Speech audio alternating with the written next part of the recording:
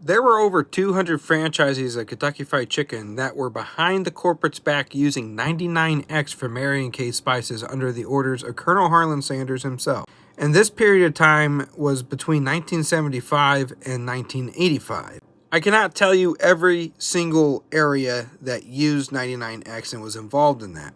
What I know is over in Ireland, they had it, and in Canada, they had it, and in the United States, they had it. And I could tell you one exact franchise I know for a fact had it, and it was the Kentucky Fried Chicken franchise on Elvis Presley Boulevard in Memphis, Tennessee. Now, I'm not sure if this franchise is still around today. This is a pen from it. I think my cousins told me that location was torn down and a new one was built. But I could be wrong on that part. But I know for a fact that they used it. See, we had a packaging of 99X for years. My family, my side, believed it was the original recipe until I did more research and I proved that it wasn't through the research that I did. It's just a big fish story that it was. And growing up, my grandpa always told me the story that Uncle Harley was giving out these bags of seasoning to people, family, and franchises.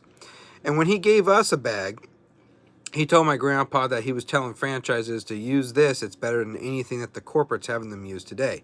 And the corporate at the time was Huel Blind, not John Y. Brown Jr. and Jack C. Massey. They had already sold out by this point. And that's where the rumor of everyone thinking that 99X is the original recipe or that the Colonel gave them the original recipe. They might fib it a little bit, making it sound like he gave the 11 herbs and spices, the list. But he gave a seasoning bag mix, and everyone thought it was the original. My cousins in Tennessee that I met a couple of years ago, on Lee's side of the family, told me the story of how Uncle Harley's original spices in the 1970s were moved into that franchise and moved out when corporate would come to inspect. They didn't realize they were using 99X. They thought they were using Uncle Harley's original recipe because he supplied it. But he was supplying 99X. 200 franchisees, over 200 across the world, mainly the United States and Canada, were using this under the request and orders of Colonel Sanders. At this point, he was also on the Food and Quality Control Board. Now, my uncle died in 1980, and it wasn't revealed until after his death that these franchisees were using Mary and Kay spices. And Uncle Harley wanted Mary and Kay to supply the recipe, but they already had a previous contract with Kentucky Fried Chicken. Sexton and Stange did. So KFC said, no, we can't break that contract.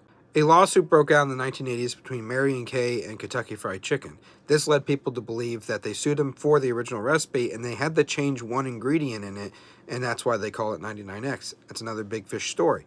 The lawsuit, I was told by Cordell Reed, Bill Summers' grandson, was dropped because KFC didn't have a ground to sue. Mary and Kay reserved the right to sell. The franchisees were in violation.